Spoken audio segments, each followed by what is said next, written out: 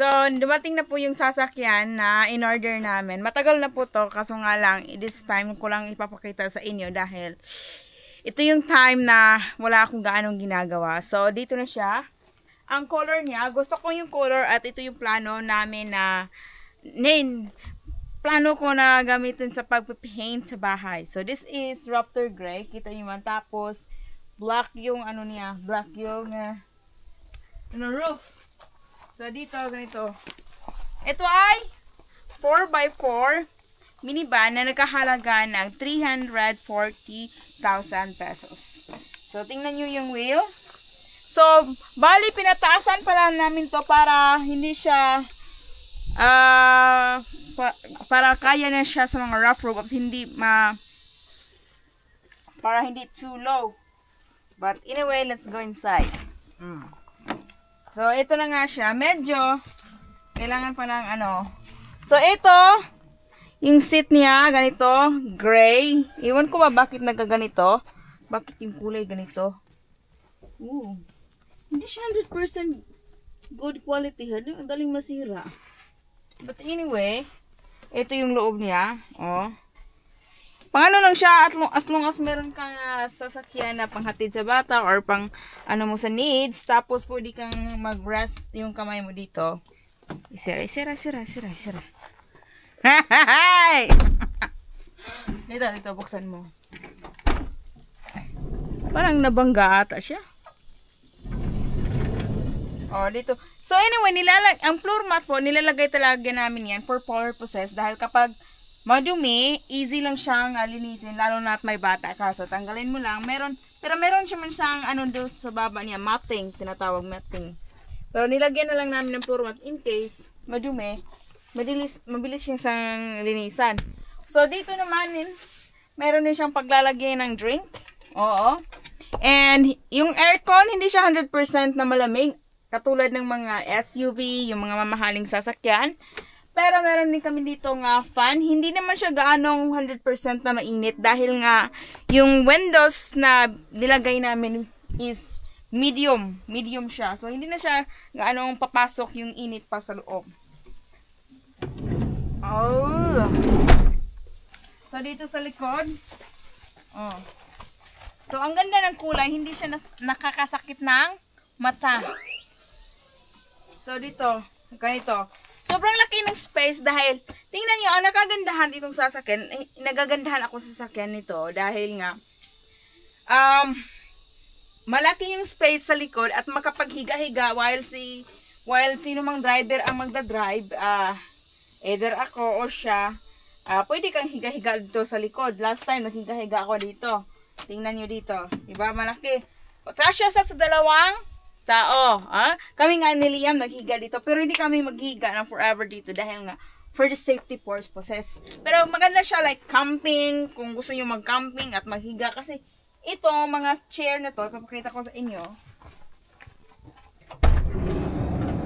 Pwede siyang ma-bend. Katulad nito. Ma-bend siya. And then,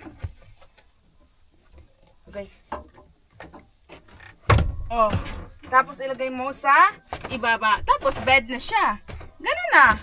Tapos lagyan mo lang yung foam and tara, higaan na. Kaya nagandahan ako sa ano dito kasi pang ano talaga, magagamit mo talaga mag-camping, ganon. O, di ba? So ito po ay 4x4 wheel drive and it's automatic na po siya. So tingnan niyo sa likod.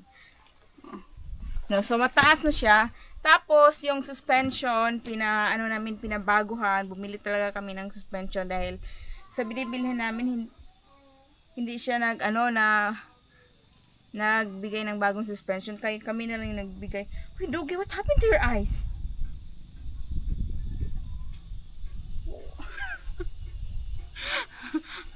I'm sorry. Yung aso nakadisappoint na yung mata niya. Parang liit-liit. So, dito, tingnan nyo dito, oh. Yung wheel. Tapos, pula yung pinili ko. Composer siya. Oh, diba? Maganda. Saktong-sakto. Andito rin, nakamulimutan kong sabihin sa inyo, Meron na rin siyang backing up camera. Meron din siyang player dito.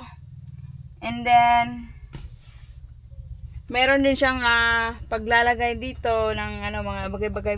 Medyo malaki talaga yung space niya. Paglalagyan mo ng drink. Grabe, no? So, although hindi siya gaano 100% komportable compare sa mga last SUV namin, compare sa unang sasakyan namin, hindi yung Kia kasi namin very smooth siya. Like hindi mo talaga may feel kapag mga bump, hindi siya gaano kasi soft. Compare sa mga dito, medyo siya, medyo anong Tagalog doon? Medyo kaog or medyo maingay siya. But overall for the price naman, maganda naman. So, hindi na natin pagtalakayin dahil kung sa presyo magkakaroon ka ng medyo bagong sasakyan, bagong sa paningin mo. But anyway, itong sasakyan nito, it's these 64, basta yung bagong, hindi ko nakalimutan, D64 ata, basta nakalimutan ko na but anyway, it's a new model. Hindi yung nakikita nyo sa daan, maraming kayong nakikita sa daan ng mga ganitong sasakyan, pero iba-iba yung mga model. Ito newer model to, so less yung mga aayusin, less yung hindi siya gaanong nagagamit pa.